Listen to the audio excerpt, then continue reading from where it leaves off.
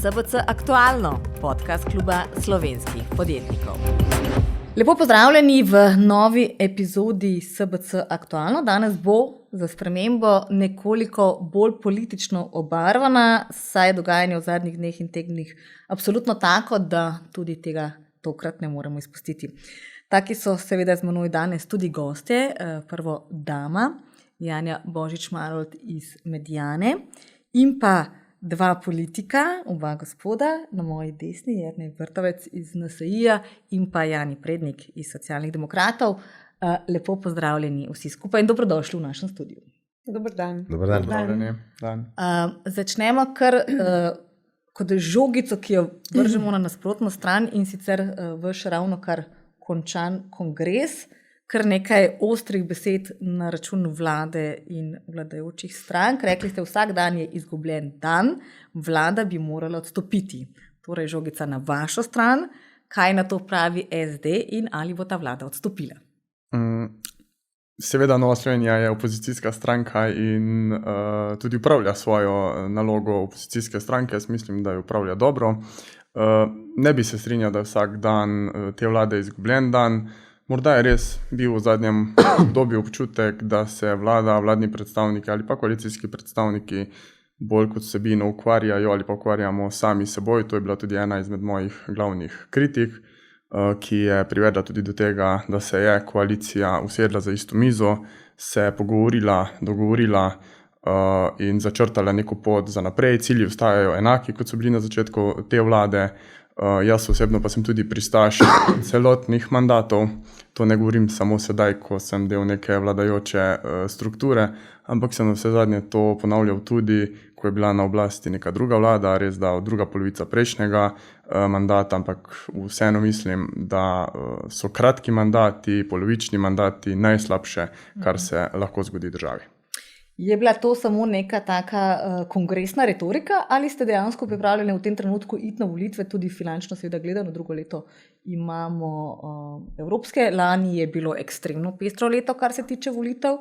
Torej, ali ste dejansko pripravljeni na volitve in omenjal se je tudi nek možen drugi mandatar, kdo bi to lahko bil in v kakšni sestavi? Potrebno je vzeti v kontekst celotno dogajanje v zadnjih mesecih, medtem ko se govori o predčasnih volitvah ali pa drugačni sestavi vlade. In sicer ne gre samo za opozicijsko retoriko, ampak gre tudi za to, kakšna so pričakovanja ta trenutek ljudi, kar se odraža v anketah javnega mnenja. Ta trenutek je zaupanje v vlado zelo majhno, zlasti pa je načeta verodostojnost predsednika vlade. To kažejo raziskave, se pravi ta zmožnost ocenjevanja, da se lahko izpeljejo dane obljube, zapisi v koalicijski pogodbi, v bistvu jih že negira sam predsednik vlade. Se pravi, da to vseh 7 reform, ki jih je bilo oznanjenih, da to ne bo sledilo. V bistvu že sam predsednik vlade in sama vladajoča koalicija že v bistvu komunicira popolnoma drugače. Od zdravstvene reforme, davčne reforme, pokojninske reforme, 30.000 stanovanj do leta 2026. Se pravi, teh obljub, kot kaže, ne bo možno izpolniti. In se pravi, da če tega ni mogoče izpolniti, potem je imamo dve možnosti na vidiku. In sicer prva možnost je, da se dobi alternativo v predsedniku vlade v kombinacijah vladajoče koalicije, kakšna bi lahko bila. In druga možnost so ta ključen res predčasne volitve, ki pa, če me vprašate, do njih je skoraj v tej državi nemogoče priti v tej konstelaciji državnega zbora. In druga stvar, tako kot nekateri komentatorji na podlagi raziskav javnega mnenja komentirajo, vprašanje, če se bi ta trenutek politična slika v kakšnikoli smeri obrnila. Ta trenutek je spet, mislim, da okrog 38% že neopredeljenih volivcev, ki iščejo, se pravi, nov obraz. Tega jaz govorim, sem govoril tudi na tem kongresu, o novem političnem produktu, ki je lahko tokrat naloga slovenske desne sredine, da ga postavi. Vedno smo mi priča temu, da neopredeljene ne govori nekdo, ki ima sentiment anti-Janša. Imamo pa priložnost spet na drugi strani enkrat desna sredina, da lahko določen sentiment porabi, ne anti-Janša, ampak ta za nekaj, za učinkovitost in tako dalje. In s tem se recimo naredi zlasti ta deblokada na desnem bloku, zaradi tega, ker vedno ta desnica, kot jo poznamo, motivira neopredeljene, da grejo voliti nov obraz. In to je ta ključen problem slovenske desne sredine, da ne more postaviti mandata v državnem zboru. Vse o tem, kaj več bo spregovorila kraljica javnega mnenja. Ravno smo ji želeli predati besedo. Ampak če sam povzamem, se pravičujem, ker sem tako dolg, ampak ja, naš kongres je bil zelo zanimiv, lahko rečem, in ta del, izčrpljujoč tudi. Učinkovitost vlade, moram reči, že res porazna. Socialdemokrati po vsej verjetnosti ne bodo tega na glas rekli, ampak učinkovitosti praktično ni. Dane obljube niso izpolnjene. Zaradi tega razočaranje je toliko večje. Celotne vlade in ljudje, ki jim je nekaj položeno, se pravi, ja, to bomo mi speljali in to vehementno, ja, so potem razočarani. In zdaj smo prišli v to, da se čaka odločitve KPK-ja, preiskovalnih organov, kakšne bo bile te odločitve. Pravi, gre za dalj trajajoče trpljenje, ki ga bo enkrat treba prebiti. Okay.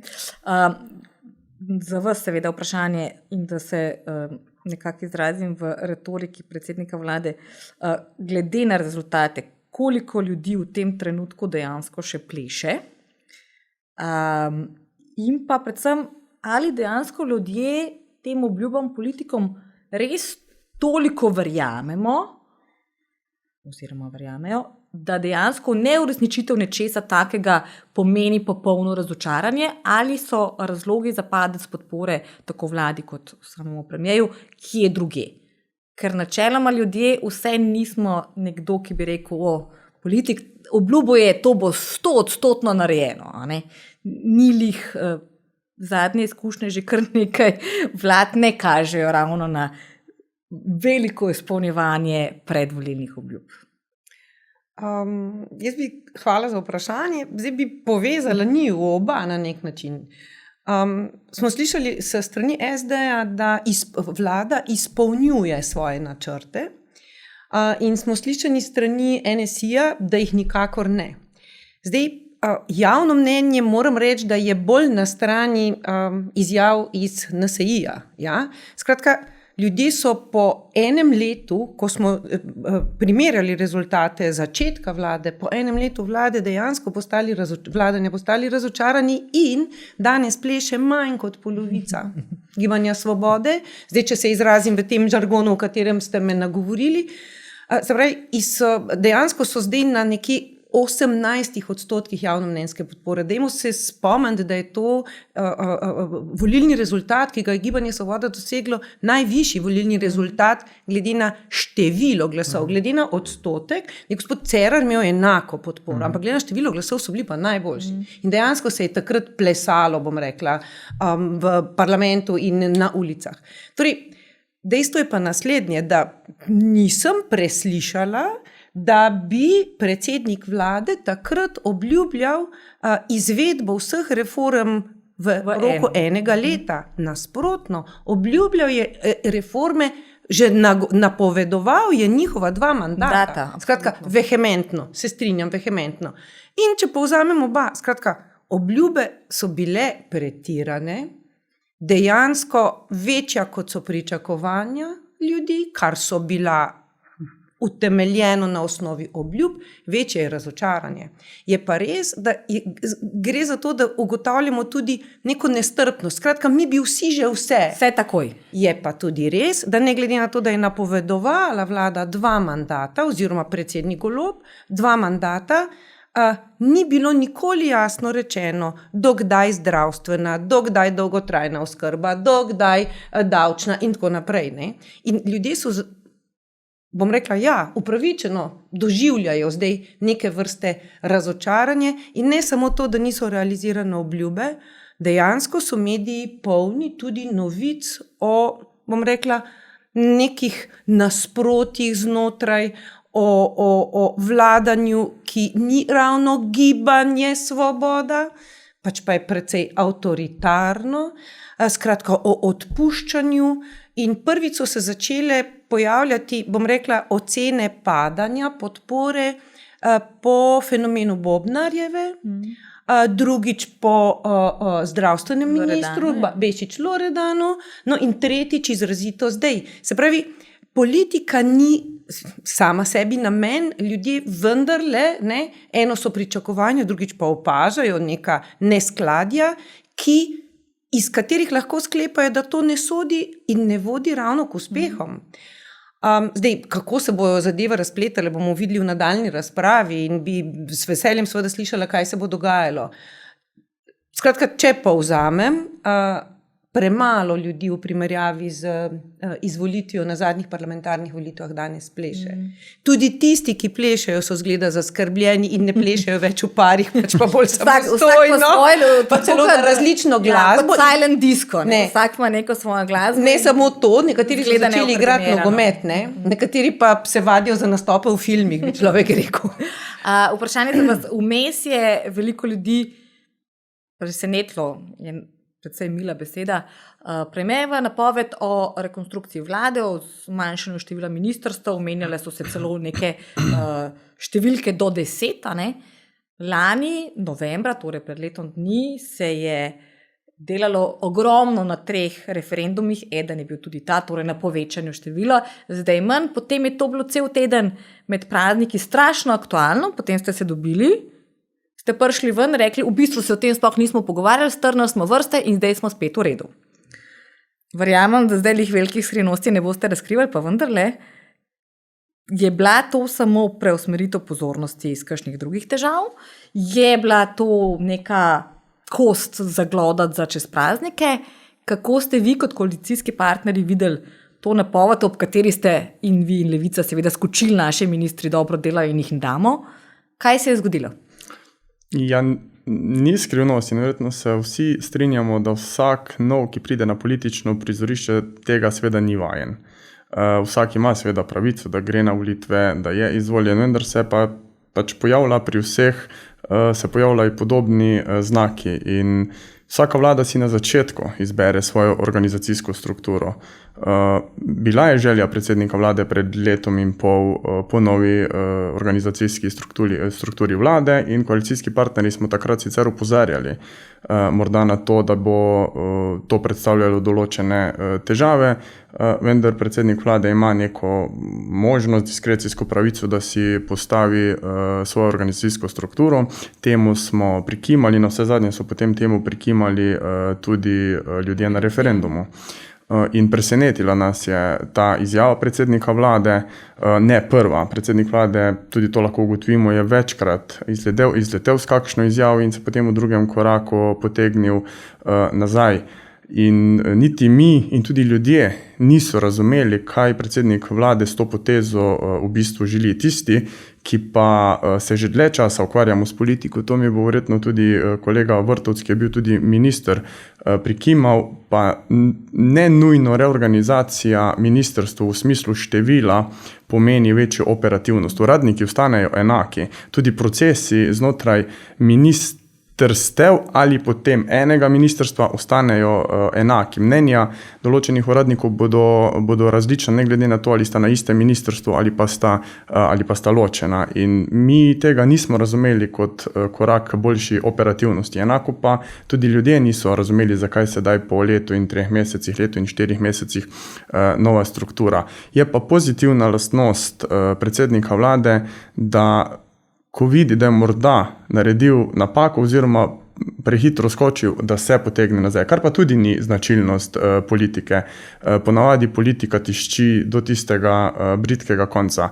In mi smo se dejansko dogovorili, da ostane zaenkrat enako, da spremenimo tudi morda in izboljšamo komunikacijo med nami, komunikacijo znotraj vlade in koalicije in potem vidimo, kako naprej. Seveda smo pa sedaj tudi v situaciji, ko manjkajo, mislim, da 3 ministri. Tu Socialni demokrati pač pričakujemo, da bo predsednik vlade, ker vsi 3 prihajajo iz kvote Gibanja Svoboda, v nekem doglednem času ministre dal, kajti ministrstva, ki nimajo ministrov, so dejansko zelo pomembna, nekatera so tudi sredi pogajanj in tu pričakujemo, da bomo ime dobili. Tako je, sredi pogajanj in tu potrebujemo ministra. Tako in to je seveda potrebno rešiti in doseči neko soglasje. Enako kritični kot vi v soboto je bil tudi fiskalni svet oziroma predsednik fiskalnega sveta, ki je bil prejšnjič naš gost in je bil enako kritičen seveda tudi tukaj. Precej kritik na proračuna 2024-2025, notri ni nekaterih prilivov, ki naj bi bili, pa še niso uzakonjeni, zaradi tega jih spremembe proračunov ne upoštevajo. Kakšne so bile tle vaše kritike in glede na to, da ste bolj, kar se davko tiče, bliže podjetnikom, bliže gospodarstvu, kakšni so bili recimo tle vaši predlogi in kaj se vam zdijo največje pomanjkljivosti v proračunih, ki prihajata? Ja, najprej bi se rad odzval na kratko. To, kar je bilo zdaj povedano, sicer kar se tiče danih obljub, jaz se strinjam, eno so dane obljube, druga taka upgrade tega, pa tudi nekonsistentnost vladanja, a pa komuniciranje. Zaradi tega smo prišli recimo v to, kar je Jane govoril, sistem, ko predsednik vlade pride ven in reče vehementno, 12 ministrov smo imeli, ne. Zdaj sem se pa odločil, da jih bomo imeli celo 7, je bilo mes. Pa je bilo 9, če meni sedel. Veliko opcije je bilo. Potem pa ne, to ni več tema. Ljudje so potem zmedeni. In jaz hočem to reči, da vse lepo in prav, da predsednik vlade na koncu jaz poslušal, ampak lahko bi to naredil, brez da bi prej komuniciral v javnosti. Lahko bi to testiral z anketem javnega mnenja in ocenil. Ali pa najprej znotraj koalicije. Najprej znotraj koalicije, potem lahko to testiral, kako bi bilo pri ljudeh sprejetih. Jaz se ne bi čudil, če bi bil potem referendum celo ponovno na to. Verjetno je bolj, da imamo referendum na nek ali pa kaj podobnega. Številkami, ki so zelo zadele ljudi, se upravičujem. Najlepša hvala za kompliment. Mislim, da moram naprej reči. A veš, kaj je to kraljica javnega mnenja? Hvala, gospod. Tako bi me enkrat ena novinarka na POP-TV dejala, pa hvala pa. Ne, hočem reči, ja, te številke se strinjam, hkrati pa številke o oceni škode poplav, podobno, ne? So tudi bile, bom rekla, dnevno ali pa tedensko različne. In zdaj je pa res, da tam govorimo o dvojih opisal to, kar zdaj gospod Vrhovec. Vsem govorimo o neki dejavnosti. Da sem diplomat. To je pa tudi res, da ne smemo zdaj tega ne omeniti, tudi predvsej nekonsistentnosti je bilo sicer v drugih kriznih razmerah, torej v koroni, ko sta dva ministra za iste ukrepe trdila dve različne stvari, kar se jaz kot še takrat novinarka spomnim, da smo pol dneva porabili za to, da smo gotovili, kateri minister je dejansko zdaj prav povedal. V tem primeru je problem, da isti človek vsakič... Ja, točno tako. On je persona in on je premier. Še enkrat, tale nismo čisto ugotovili, kaj se mu je zgodilo med temi krompirjevimi počitnicami. Dajmo probati ugotoviti, kaj se dogaja z proračuni. In s tem, ker tudi proračuni so ravno na to, vezani so na popoplavno obnovo, vezani so na to, ali je zdaj dejanska škoda. Mi govorimo o dejanski, tle so bile ocene od milijarde pa pol 2,7, 2,9, 4,2, potem je pa seveda še tista meni famozna številka, ki smo jo poslali v Bruselj in predvsem me preseneča njena natančnost, torej 9 milijard 997 milijonov 443 tisoč 250,49 centov. Nekaj takega, v glavnem na cent zaokroženo, kar je nemogoče, recimo vaši PKP ukrepi so bili ponavadi zaokroženi na 500 milijonov, to bo že kar natančna ocena. Tako da, kaj se dogaja z zdajšnjimi proračuni? Kar je bilo s PKP, jaz mislim, da je bilo veliko stvari pozitivnih. Glede komuniciranja v koroni se pa strinjam, kot bivši dolgoletni PR-ovec naše stranke. Ampak, proračun. Mi nekako je težko dometi eno stvar, da v bistvu obdavčujemo stvari na zalogo. Nisem a priori proti temu, da nekje ni potrebno dodatno obremeniti posameznih segmentov. Ampak pavšalno celotnega gospodarstva pa zagotovo ne. In prav je, da smo solidarni. S tem, da je potrebno paziti na eno stvar, da prekomerno v tem času, ko se gospodarstvo v naši okoliščini ohlaja, da ga res prekomerno ne obremenimo. In če ste gledali, mislim, da je bilo v enem dnevnem časopisu, mislim, da v Delu objavljena raziskava obdavčitev, je Slovenija se v zadnjem letu dodatno obremenila gospodarstvo za 4% točke, kar ni malo. Zlasti zaradi tega se pač odmikamo temu predvidljivemu poslovnemu okolju na ta način.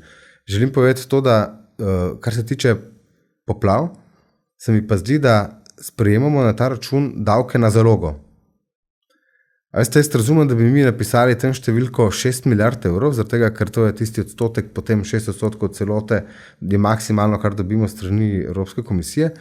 Trdim pa, kar jaz govorim, župani, tudi z gradbinci, moram priznati, da 1 milijardo evrov je stal drugi tir, to je 10 drugi tirov, 15 milijard maksimalno stane zelo močna nuklearka.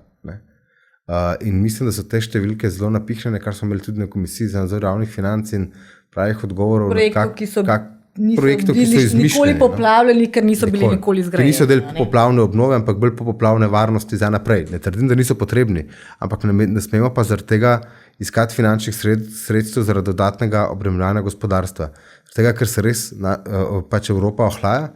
Ohlaja se tudi Slovenija posledično, ker smo pač odvisni od izvoza. In je tukaj velik problem, kako bomo mi ob tej obremenitvi, kako bo naše gospodarstvo lahko preživelo. Verjamem, da je dovolj robustno, ampak kljub vsemu, pravi prekomerno obdavčevanje, po mojem mnenju, in to, kar je v proračunu, ni dobro. Ne? Pa tudi ljudi obremenjujemo, ne? Z neusklajevanjem dohodnine pa tako dalje. In nekje ta plafon je. No? Mislim, da s tem proračunom pa s temi plani bomo ta plafon prebili. Zaradi tega mi dobro namerno, tako kot fiskalni svet, opozarjamo na to, da bodimo tukaj malce bolj racionalni. No? In pa ne samo, tudi v drugi smeri odgovorni. Zaradi tega, ker smo poslovnih CBC-ja podjetniki ne zastonj jamrejo. Ne? Če bi imeli oni vse ok, po mojem bi kar tako jamrali. No? Vedno se radi pohvalijo, kako dobro jim gre. Ne? Res. No? Ampak to si želim, da jih ne dušimo preveč zavratno, ker potem bomo vsi slabše živeli. Zato vprašanje za vas, gospod Vrtovec je omenil na zalogo davki, bilančna vsota, pa višji davek od dobička in podobno. Nekako je pa vmes izpadel ta solidarnostni davek, ki bi tudi ljudi prizadel. In pa zdaj, v soboto je vseeno v parlamentu šlo čez in usklajevanje socialnih transferjev z inflacijo, sicer v 70%, pa usklajevanje plač v javnem sektorju za inflacijo, uskladitev pokojnin. Torej nekako se zdi, da je vlada in s tem koalicija tudi v državnem zboru popustila ukrepom, ki bi bili lahko v javnosti nepopularni, medtem ko je ukrepe za gospodarstvo in predvsem za banke, ki v tem momentu, če poslušamo gostilniške debate, bogatijo na račun visokih obresti in ničelnih obresti, tako rekoč na depozite, njih pa naj kar udarijo. Vse, kar pa naj bi šlo na račun navadnega človeka, delavca, malega podjetnika, pa je odpadlo. So to odločitev na podlagi padajoče popularnosti med ljudmi ali je toliko manj priliva, da je tle neka dejanska matematična logika v zadju, ali kako se je vlada odločila, kaj ja in kaj ne? Zdaj mislim, da čisto popustila, kot ste sami dejala, ni, zato ker smo recimo z inflacijo samo 70% uskladili socialne transferje. To je bila neka ocena, da je v tem trenutku to dovolj. Bi pa jaz opozoril na eno zadevo, in sicer na ESS, to je Ekonomsko-socialni svet. Ekonomsko-socialni svet je bil ustanovljen v Pahorjevi vladi, torej smo takrat vlado vodili socialni demokrati. In nemalokrat se socialne demokrate predstavlja samo in zgolj kot zagovornike delavskega razreda in delavcev, kar drži. Vendar nikakor nismo mi nek sovražnik ali nasprotnik gospodarstva ali velikega ali malega. Tu je potrebno opozoriti, da večino gospodarstva predstavljajo kljub vsemu mali obrtniki. In ravno iz tega razloga smo mi takrat ustanovili ESS in smo zagovorniki ESS-ja tudi danes. In smo veliki kritiki, da je ESS v zadnjem obdobju razpadel. In ker ni ESS-ja, ker ni usklajevanj na ESS-ju, večkrat potem pridajo neusklajeni, oziroma je že skoraj pravilo, da v zadnjem obdobju prihajajo neusklajeni predlogi, s katerimi na eni strani niso zadovoljni ali sindikati, ali delodajalci, ali kdorkoli drug. In tu mi večkrat pozovemo predsednika vlade, da je potrebno vse deležnike spraviti nazaj za isto mizo, ker ESS ima svojo nalogo in opravlja svojo nalogo. Tako da tu še enkrat tudi moj osebni poziv, da se ESS upošteva in da vsi predlogi, ki na koncu v zadnjem koraku na vse zadnje pridajo v državni zbor, pridajo, bom rekel, malo tako vsaj približno usklajeni in da se ne gre na način, da je ena stran popolnoma nezadovoljna, ker naloga politike je, da dela vse segmente zadovoljne. Ali so to delodajalci, ali so to delavci, ali so to nevladne organizacije, ali so to kdorkoli, kakršnekoli druge organizacije. To je naloga vlade, to je naloga politike. Tako da Socialni demokrati smo kritični do tega, da ESS ne deluje in pozivamo vse, tako delodajalsko kot delojemalsko stran in seveda vlado, da se usede za isto mizo, ker je potem v drugem in tretjem koraku precej manj težav tako za nas parlamentarce, kot na koncu za eno ali drugo stran pri sprejemanju in pri sprejeti zakonodaje. Večkrat smo že omenili pretekli vikend, bil je pester tudi na drug način in sicer je bil premier operiran, bil v bolnici, začasno predal posle enemu od podpredsednikov vlade. Kaj kaže pretekle izkušnje? Ni namreč prvi premier, ki je bil v času svoje vladavine operiran. Premier Janša je imel točno isto operacijo oziroma enako. Kaj kaže pretekle izkušnje? Navdaja to ljudi z nekaj sočutja in mu morda, glede na to, da je ravno teden merjenja javnega mnenja pri vas, jih to nekoliko omehča in ga vidijo malo bolj kot človeškega, priljudnega in tudi človek, ki ima težave in gre klasično v bolnico, mu to lahko nekaj prida in na drugi strani recimo ministru Mescu, ki je v tem trenutku sploh med gospodarstveniki ekstremno nepopularen zaradi štempljanja, ki se je ravno kar začelo, lahko take stvari vplivajo tudi na to, kaj boste vi konec tedna izmerili in potem moji kolegi objavili. Če bi samo za trenutek se vrnila nazaj, skratka, ko govorimo o priljubljenosti vlade, je to, moram priznati, se opravičujem, napačen izraz, kajti mi ne merimo priljubljenosti vlade, tako za medijsko hišo Delo, kot za medijsko hišo ProPlus, merimo bodisi oceno dela vlade, bodisi podporo vladi. Prav? In ja, res je, danes smo vsi skupaj ugotovili na osnovi naših raziskav, podpora vladi pada oziroma ocena dela vlade pada. Ja? Če se navežem še na gospoda Prednika, pravim, da ja, se vidi, bom rekla, teža in uspeh njihovega delovanja, njihovega ministra Hana za gospodarstvo. On se že spet ne na ocenah priljubljenosti, pač pa na ocenah dela politikov dejansko pojavlja visoko. Ja? Zdaj, kar zadeva pa tega posega pri gospodu premijeju, bi pa, če se vrnemo dejansko v davno preteklost v leta 2005, kar ste omenili takratnega premijeja Janšo, on je bil takrat visoko ocenjevan na lestvicah, on se je pojavljal na 4., 5., 6. mestu, no in v mesecu prej in v mesecu potem se ni bistveno spremenila ocena njegovega dela. Ocena njegovega dela je seveda ne ocena delovanja s papirji, z zakoni in tako naprej, ampak jasno, da gre tudi za sentiment, ne? Da gre tudi za vpletenost s čustvi. Kar zdaj pa predsednika Pahorja takrat, je pa Pahor je večino časa bil izjemno visoko ocenjevan, razen za časa premierske funkcije. No in mu tudi, on je bil pa operiran na ušesu in je bila takrat komunikacija čustveno obarvana oziroma racionalno, z racionalnimi utemeljitvami čustveno obarvana. Skratka, da lahko vpliva na možgane. Kar gospod Pahor zna. Zdaj, aj to on sam tega, no, ampak skratka sem sledila medije in se spomnimo verjetno vsi, mu ni takrat pomagalo, no, da bi zaradi tega pridobil. Tako da zdaj, kolikor pravijo strokovnjaki z področja medicine, se pravi zdravniki, naj ta poseg pri dr. Golobu ne bi bil nekaj hujšega in je, bom rekla, torej premalo za neko veliko čustvovanje.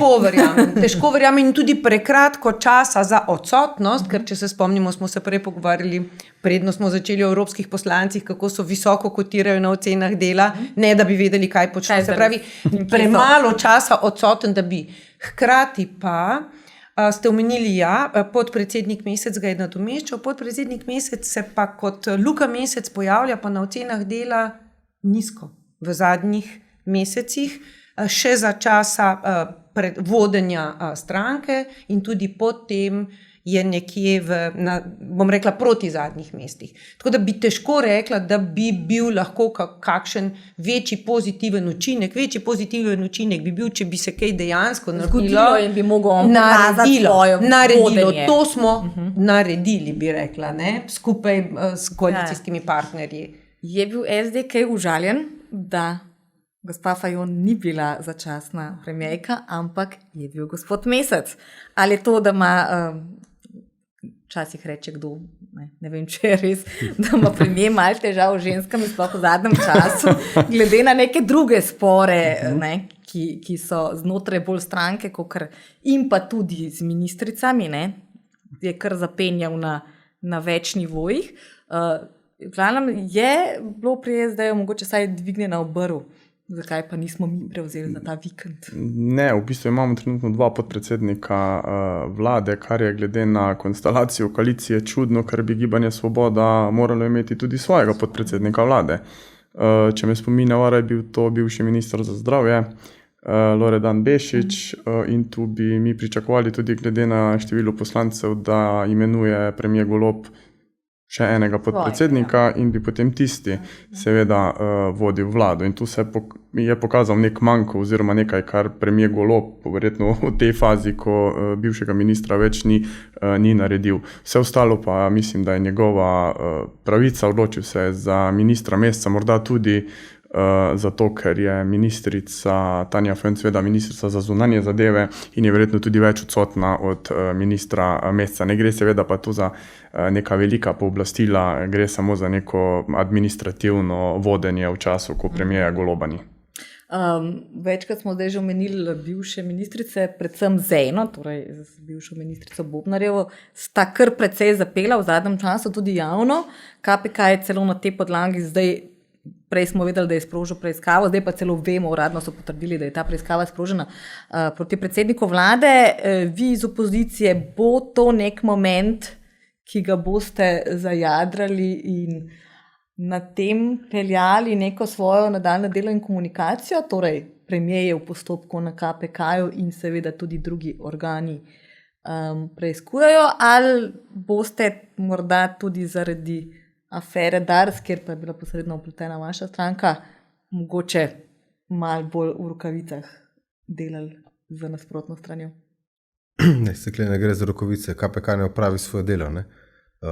In potem se bo pač videlo, kje smo. Bi pa rad opozoril na to, da zaradi poročila ali pa končnega epiloga na KPK je kakšen predsednik vlade že mogel iti. Ni odstopil, ampak je mogel iti. Mislim pa, da zaradi tovrstnega poročila bi bilo na slovenski politični levici in zahtevnosti in tako naprej, vizavi tudi koalicijskim partnerjem, zelo težko, če bi bilo to poročilo skrajno negativno za predsednika vlade, zelo težko preživeti. Ne trdim, da ni mogoče, ker pač se spreminja vse, tudi v slovenski politiki vizavi preiskovalnim organom. Je pa tako, kot je dejala gospa Božič Marolt, se popolnoma strinjam, da začelo se vse skupaj za afero Bobnar. Ne za afero Bobnar, ampak z odstavitvijo gospe Bobnar. Hvala. Afera se v bistvu potem je nadaljevala tekom letošnjega leta, tekom letošnje vroče jeseni. In sam sem član te komisije za nadzor obveščevalnih služb. Lahko rečem, da po mojem mnenju bo tukaj še ogromno prelitega črnila. Tudi novinarji boste o tem veliko poročali. Po mojem mnenju bo to ena izmed stvari ključnih za to vladajočo koalicijo v pozni zimi, zaključku zime. Ampak ta zadnja pričanja, ki so bila pod Bobnarjevi in Lindavu, so nekako negirala njune trditve. Zdaj, kot sem brala, se je gospa Bobnar prek odvetnika ponovno odzvala, priče še prihaja, tudi premier. V končni fazi imamo besedo proti besedi, ali so dejansko prišli na mizo tudi kakšni papiri, torej dokazi črno na belem? To je zelo občutljivo govoriti in sam nočem o tem govoriti, ker me predsednik komisije za nadzor obveščevalnih služb potem ni pooblastil in jaz grem čim dlje stran od vseh teh stvari, ki so. Sem mlad politik, sem še vedno mlad politik, ampak dovolj izkušen, da o tem ne govorim. In me zanima popolnoma druge zgodbe. Sam povem pa, da na podlagi izkušenj, takrat sem bil še vedno PR-ovec, 2012, kljub temu vsako tako delo preiskovalnih organov ima vpliv na javno mnenje. Absolutno, zelo močen vpliv. Tako da bo zanimivo spremljati ta poročila KPK-ja, pa mislim, da tudi policija dela na tej temi in tako naprej. Kar se pa tiče Darsa, na koncu smo ugotovili, da ni šlo za nobeno afero. Da te podkupnine potem naprej niso šle in da to je pase, ampak tudi tukaj je prav, da naredijo preiskovalni organi vse by the book. Tudi tu je KPK dela svoje? Tudi tu je KPK, ampak gledajte, ne glede na to. Karte na mizo, pa da se vidi, kaj je pri vsej zgodbi bilo. Zase imam pa čisto in mirno vest in to.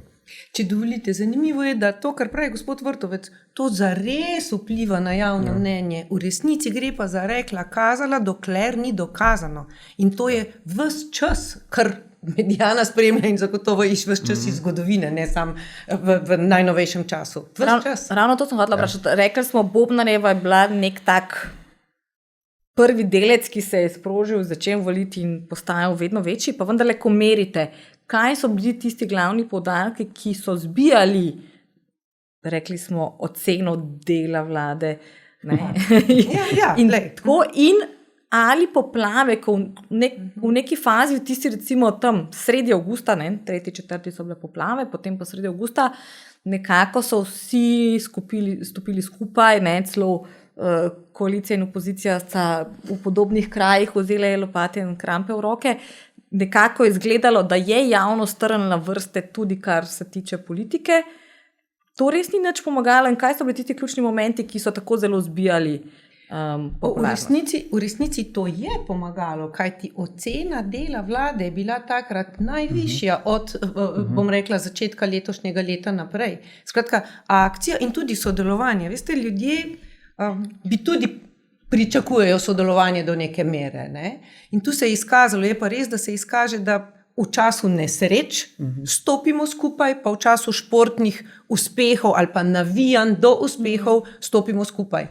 In to je bil en tak nesrečen moment. Je pa zelo kratkega roka očitno. Zelo kratkega roka, kajti naslednji mesec se obljube, že spet smo pri obljubah, ki so bile dane, in ljudje so pričakovali realizacijo obljub takoj, kmalu in se niso dovolj hitro rešile. To smo tudi v raziskavi za medijsko hišo Delo dejansko raziskovali. Se pravi, da so poplave bile eden izmed dejavnikov, za katerega so ljudje ocenjevali, da niso bile dovolj dobro upravljane se strani vlade in je zato ocena dela vlade. Torej so jim na koncu celo škodovale, ker odziv ni bil dovolj hiter. Nekaj takega. Ne dovolj hiter in ne dovolj dober. Tako je.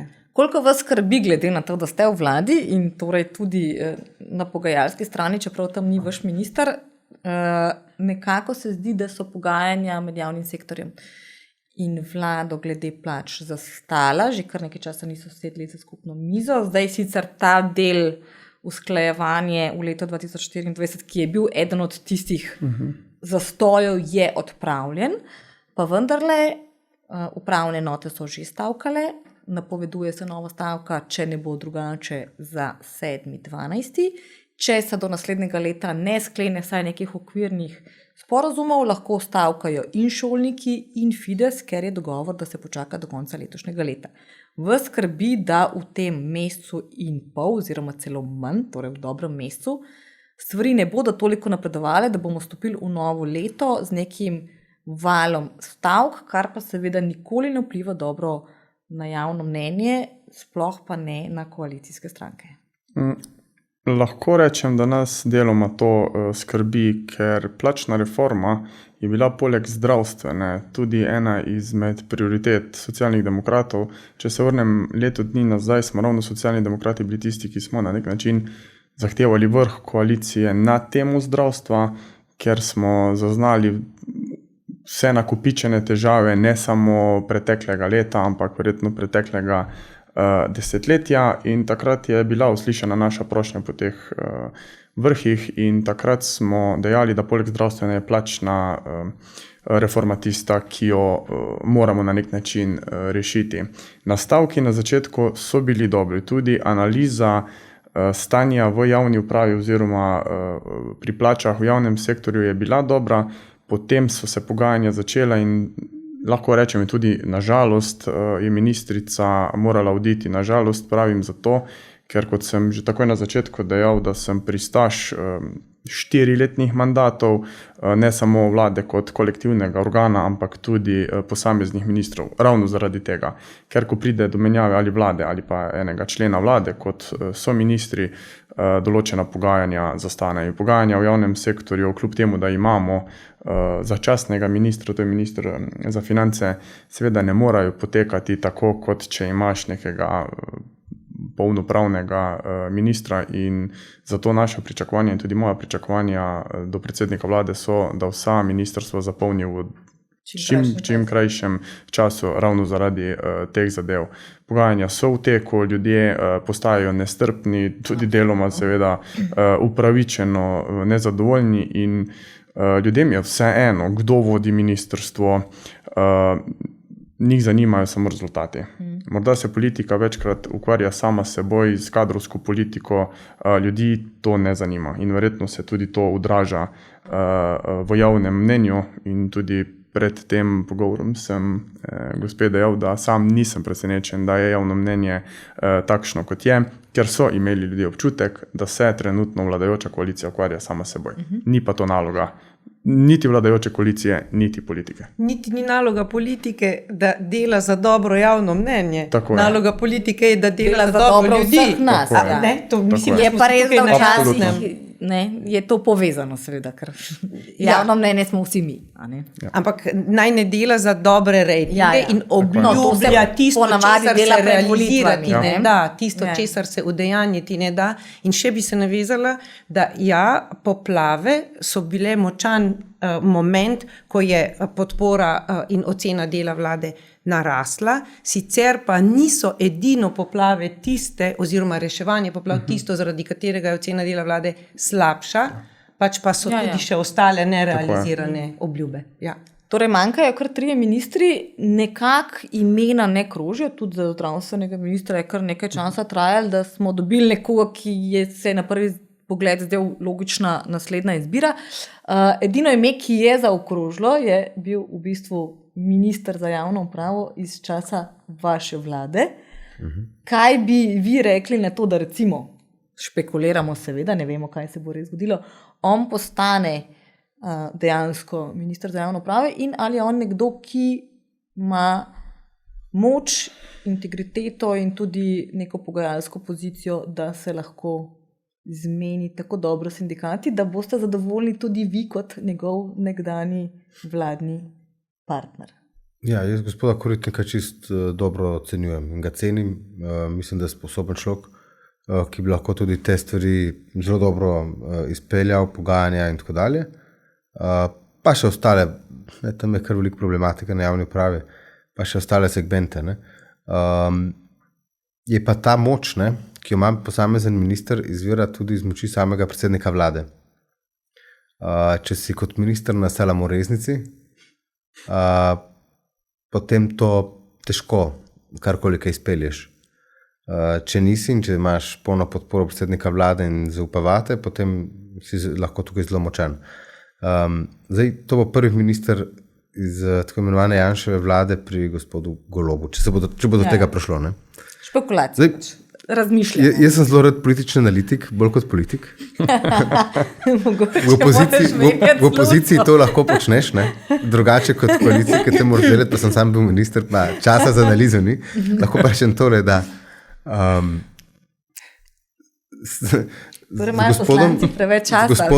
gospodom Koritnikom bo vlada prodobila, po mojem mnenju, bo pa predsednik vlade izgubil ta dodaten anti-Janša sentiment, ki ga nujno potrebuje, da se ne vzpostavi morebiten nov obraz na slovenski politični levici. Je pa on iz kvote SMC, kar pomeni, da je malo... SMC je bil ali pa ni bil, ljudje so že pozabili na SMC. Tudi za Šarčevo stranko se ne vem, koliko ljudi dosti spode. In tukaj so bila tudi imena personificirana, kar je bila ena... Tiste so se imenovale po ljudeh. Mira Cerer, Mira Šarca. To je Gibanje Svoboda, je zelo pravo ime, ampak Kar se dogaja, ni najbolj. To hočem povedati, da ne vem, če se bo gospa Božič malo z mano strinjala, ki je strokovnjaka z tega področja in to jo zelo cenim. Mi to moramo začeti sodelovati, vi analitik, ker mi samo merimo, a veste. On bo potem interpretiral. Jaz sem pristranski analitik, tukaj bom upal zdaj objektiven, ne? Da ocenjujem, da pač naloga predsednika vlade Goloba kot predsednika Gibanja Svoboda samo ena, ne? In sicer, da preprečuje ustanovitev katerega koli novega političnega obraza na slovenski levi sredini. Seveda socialdemokrati upajo na to, da bo Robert Golob tukaj uspešen, sam pa neuspešen, pa lahko tukaj go rastijo. Ne?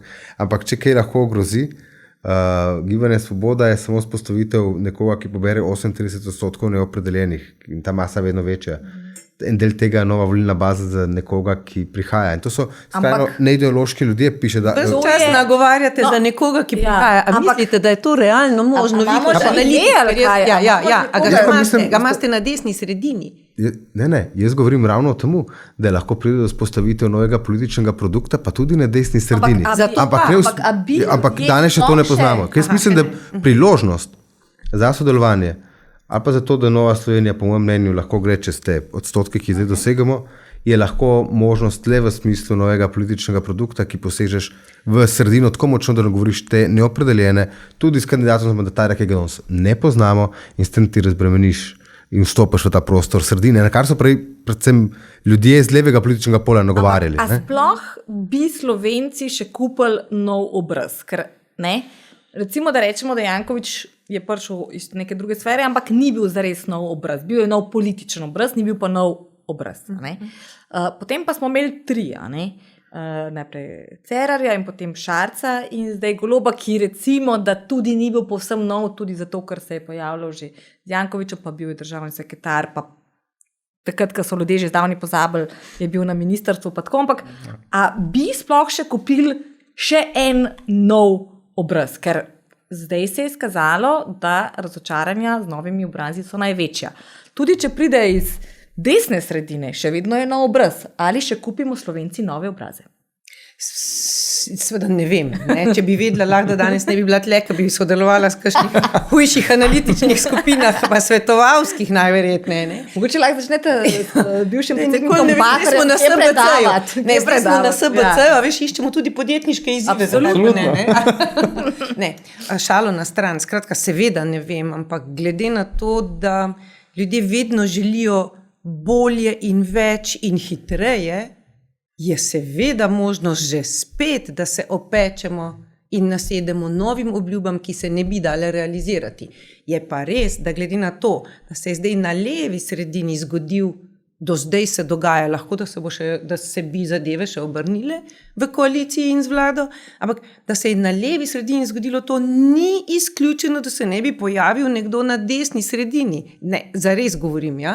No in zdaj, veste, da na zadnjih predsedniških volitvah je gospod Logar vendarle dobil 411,000 glasov, kar je bilo več kot Gibanje Svoboda, če ravno predsedniške pa parlamentarne volitve med sabo niso primerljive, ampak zdaj ta hip se nič kaj o tem ne govori in tudi to ne bi bil nov obraz, to ni torej, je delni odgovor na vaše vprašanje. No, in tudi odvisno, kako bi se potem povezava zgodila s komarkoli, torej a z NSI-jem ali s SDS-om in mogoče še s kakšno drugo stranko. Ne. Kako vi gledate nanj? Rekli ste, Golob skrbi predvsem za to, da ne nastane nek nov obraz na levi sredini, ne? Nekako se zdi, da nastaja ne ravno nov obraz, kot smo rekli, ampak obraz na desni sredini, ki pa pričakovali smo, da bo to malo bolj, da bo nekako zajadro ta val uspeha predsedniških, pa se zdi, da se je kar malo stavilo na vsake toliko neka prireditev ne ravno najbolj obiskana in to je več ali manj to. Vas skrbi, da bi vam poberal glasove ali da se kakorkoli to razmerje na desni sredini zaradi njega, če se bo seveda odločil, obrne. Če govorite o gospodu Logarju, pač ne bo šlo za nov obraz. Ne, smo rekli obraz. Smo rekli obraz. Ni šans. Ne. Bila pa nova stranka. Drugače se do tega ne bom predeloval. Ne. Ampak hočem reči to, da sem prepričan, trdno prepričan, da na desni sredini, kaj to zdaj pomeni, ne? Se pravi, nekdo, ki reče, da je zelo za os vrednot, kar se tiče vrednostnih kompetenc v osnovi do polpretekle zgodovine in tako naprej, naklonjen, govori drugače, ne, kot recimo govori Nova Slovenija, tudi vizavi vrednostnim komponentam od pravice do življenja, od rojstva naravne smrti, oziroma spočetja naravne smrti, pa vse tako naprej. Govori zelo liberalnimi stališči in ima copy-paste ali pa podoben gospodarski program kot Nova Slovenija. Te kombinacije mi v Sloveniji mogoče smo imeli samo leta 2011 z Gregorjem Virantom, ki tudi po težo lastnih napak ni dosegel tega maksimuma, ki ga bi lahko dosegel, ampak takrat je bila nazadnje v bistvu rekel desnica tako močna, kot je bila. Pravi, novo brez slovenske desne sredine, s tem križanjem, ne, bi lahko govorili o novem političnem produktu. Jaz si želim, da tudi Nova Slovenija del tega, da lahko gre za neke široke koalicijske zgodbe. In to bi dvoje pomenilo, če pride do tega. Prvič, pomenilo bi razbremenitev za samo desno sredino, da se bi ukvarjala okrog vsebin.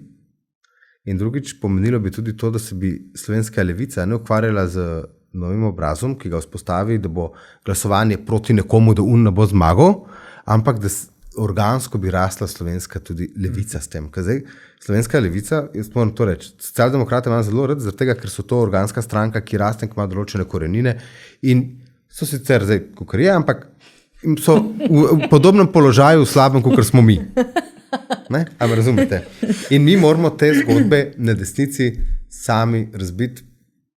In jaz mislim, da Nova Slovenija, tista politična stranka, to zdaj mislim, da že v drugem podcastu to odprto govorim, ker sem popolnoma tukaj razbremenjen, ker želim dobrega v bistvu nekaj narediti v tem segmentu, da se vzpostavi nov političen produkt. Se pravi, niste zato, ker glede na to, da smo se na nek način opekli z vsakim novim obrazom, še ne vemo, kaj bo s premijerjem Golobom, v redu, ampak doslej, na nek način. Se pravi, vi niste zato, da bi se vaše stranke s tradicijo. Mi vemo, kaj lahko od vas pričakujemo, pa mi vemo, kaj lahko od vas pričakujemo. Torej, za vas mislite, da ni možnosti več v nadaljevanju za neko pomembno rast? Vi vendarle imate doseg večji, kaj ga ta hip dosegate, vi imate doseg večji, kaj ga ta hip dosegate. Verjetno nekaj od 38% neopredeljenih poberete.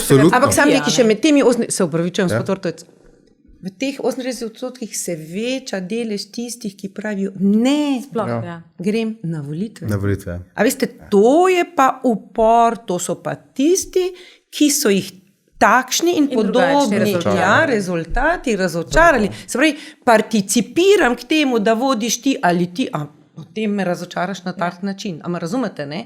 Moji glasovi gredo v nič, mene si razočaral, nisi delil tistega, kar si obljubljal. To so ljudje, ki enostavno ne vejo več, koga bi volili. Pač pravijo, nobenega ne bi, vse mi je proti komu naprej nazaj, pač raje ne. Vprašanje za vas, zdaj smo gospoda Vrtovca. Ne, to je bil moj izziv. Zelo dober izziv.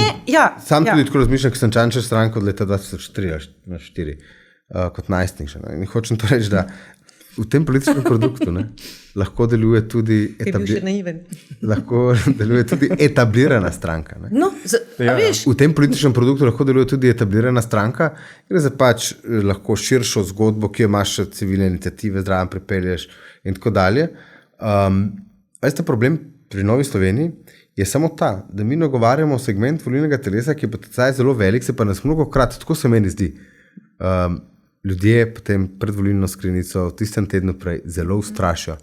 Zlasti tiste, so res tako zadrti, kot zadelujo. Če pogledate mene, ampak včasih imam tak občutek. No, ampak absolutno ta dosegamo že to neke naš potencial je še vedno velik. Recimo ne nagovarjajo ravno velikega dela mladine, ki so jih ravno kar omenjala, pač seveda s populacijo se spreminjajo tudi vrednote in pač vi vsem zasledujete neke vrednote, ki nekoliko bolj nagovarjajo starejšo populacijo izven mest in podobno. Seveda so tudi odstopanja, ampak se kar spreminjajo stvari. Če pogledate volilno segmentacijo usporednih volitev, zadnjih volitev, boste videli, da mladi so zelo naklonjeni, da se dogaja tudi med mladimi malo upora proti tej woke kulturi, ki se dogaja. In tako dalje. Ne želim iti v globine, ampak to kažejo križanja na podlagi usporednih volitev. No, torej veste, na kaj kasnejših mnenjskih raziskav. težko govorimo o mladih, da so takšni in o starejših, da so takšni, ker so tudi znotraj mladih ampak segmenti in populacija splošna, vedno gledamo povprečje. To, da so večinoma starejši volivci, na splošno vseh, je pa na splošno, še vedno je bilo to. Vprašanje za vas, tle smo zdaj govorili, kaj bi bilo, če se Logar nekaj odloči, ali lahko oni najdejo nekega partnerja, ki je na nek način podoben, pa hkrati drugačen. Kaj pa vi pravite na prav pismo njihovega predsednika, torej, da se v ozadju oziroma v nekem podtalnem brbotanju pripravlja velika koalicija Gibanje Svobode SDS, kar bi seveda pomenilo, da odpadete in vi in seveda vi. To bi bilo za vas še toliko slabše, ker v tem trenutku vladi za njih malo manj, ker itak niso. Tako da, kako vi komentirate te in odkot sploh nenadoma ta ideja, je to spet je to spet nek poskus prevračanja pozornosti v tem primeru nase, na nekaj drugega, ali odkje ta ideja? To v bistvu povzroča neke negotovosti samo pri ljudeh. To, kar je Nova Slovenija sproducirala, govori o tem, da se v ozadju nekaj plete. Potem pa to primerjamo z izjavo premierja Goloba, do katere sem bil sam osebno zelo kritičen, da je treba počistiti janšiste, oziroma kasneje je korigiral janšizem, seveda to v bistvu ne gre skupaj. Jaz mislim, da slovenska politika v tem trenutku še ni sposobna velike koalicije. To ne pomeni, da sem se sedaj opredelil, ali sem jaz temu naklonjen ali ne. Sam že vrsto let v politiki, že prej, ko nisem bil poslanec in tudi sedaj, ko sem poslanec, zagovarjam pogovor in dialog čez politični pol. Je pa res, da je v Sloveniji še vedno leta 2023 na nek način smrtni greh, da rečeš, ali pa da sem tudi sam rekel, da je bil ukrep Janševe vlade v PKP-ju dober. Ker sem takoj sprožil val ogorčenja na levici, ampak osebno potem stališča nisem spremenil. Še vedno mislim, da zadeve niso črno-bele. Vsi ukrepi, ki jih sprejemajo leve vlade, niso slabe, enako velja za desne vlade. Če bi mi prišli do točke, da bi bili dejansko sposobni, to je enak princip, kot smo prej omenjali ESS, delodajalce in delodajalce. Politika, ne govorim o ideoloških temah, govorim o čisto vsebinskih temah. Če bi se znali pogovarjati, dogovarjati, bi v prihodnosti bila možna takšna koalicija. Na vse zadnje Nemci so jo imeli in v času rdeče-črne koalicije je bil na nek način mir v smislu prepirov tudi v družbi, ker to, kar dela politika, se v družbi odraža. Imamo pa problem, ker etablirane stranke, ki imamo izkušnje, to na vse zadnje je treba priznati tudi v tej vladi. Socialni demokrati smo edina izkušena stranka v tej vladi. Levica je prvič, Gibanje Svoboda pa sploh prvič na političnem parketu in to se verjetno znotraj delovanja koalicije in vlade pozna. Res je, da bi si mi želeli, ne da Gibanju Svoboda pada podpora, ampak da socialni demokrati kljub vsemu pridemo do višjih odstotkov, ki nam na nek način tudi predstavljajo varnost. Jaz vem in lahko me korigirate, ampak mi smo pogosto kot socialni demokrati druga izbira volivkam in volivcem na levi sredini.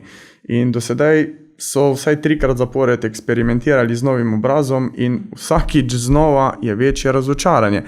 Verjetno smo krivi tudi socialni demokrati sami, ker bi morali narediti neko preobrazbo. Z vsakim od njih tudi v vladi. Se strinjam. In bi morali narediti neko preobrazbo. Ne govorim nujno vsebinsko, ker vsebinsko smo stranka, ampak morda neko drugo preobrazbo, da bi volivci kljub vsemu rekli, evo, dajmo socialdemokratom. Jaz sem bil pred 10 leti, ko je Cerar zmagal na volitvah, takrat še zravno Dejana Židana, pri katerem sem bil zaposlen v Nemčiji, pri takratnem gospodarskem ministru. Fascinantno mu je bilo, kaj je volilno telo v Sloveniji naredilo. On je dejal, da v Nemčiji, ne glede na to, ali so razočarani nad desnimi ali levimi, ne bodo eksperimentirali. Morda jih bodo poslali v parlament in jim dali možnost, jih opazovali in se potem odločili. Precej rajši dajo glas še vedno desnici. Grejo na ziher. Absolutno, ker vedo, kaj dobijo, kljub razočaranjem tudi v Nemčiji nad enimi in drugimi. Čist na kratko za vas, da končamo z vami.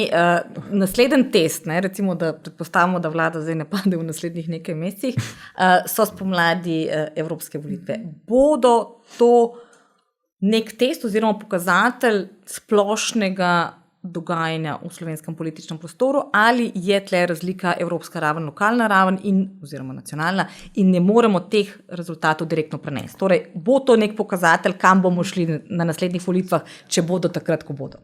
Kar škoda, da bomo končali z evropskimi volitvami, ker sta zdaj oba začela nakazovati kakšne neke ideje, neke smeri, za katere, ki se dogajajo v ozadju, za katere javno mnenje seveda ne ve in jih ne izmerja. Očitno se nekaj pogovarjajo. No, ampak kar zadeva evropske volitve, so pa specifične, ne samo v Sloveniji, tudi sicer v Evropi, udeležba je bistveno manjša.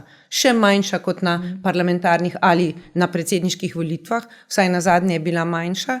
In tu se vedno lahko vprašamo, ali ljudje izbirajo kandidate in evropske poslance za nagrado, za to, da gredo, ali za to, da stranki dajo visok rejting. Skratka, tu so edine poleg predsedniških volitev, kjer se dejansko voli posameznika, za kar se tudi zdaj nekje se je razpravljalo o novostih v slovenskem volilnem sistemu. Dejstvo je, da doslej se evropske volitve in rezultati evropskih volitev niso značilno razlikovali od siceršnjih javnomnenjskih podpor, niso pa pokazatelj za rezultate naslednjih parlamentarnih volitvah, ker vidimo, kako se hitro dogajajo, spreminjajo. Ja. Tako da danes napovedovati karkoli bi bilo težko. Da bomo videli, kdo bo naslednjič nagovarjal teh 38% neopredeljenih, morda kakšna povezava, ki v tem trenutku še ni. Najlepša hvala vsem trem za današnjo zelo zanimivo debato in seveda bomo spremljali, kaj se bo še do konca leta in seveda tudi v nadaljevanju dogajalo. Tako da hvala lepa in srečno sem. Hvala tudi vam. Hvala, srečno sem. Hvala. To je bil še en SBC podcast Aktualno, tokrat bolj politično obarvan, pa vendarle zelo zanimiv, zato vabljeni k poslušanju oziroma gledanju in pa do naslednjič srečno. SBC Aktualno, podcast kluba slovenskih podjetnikov.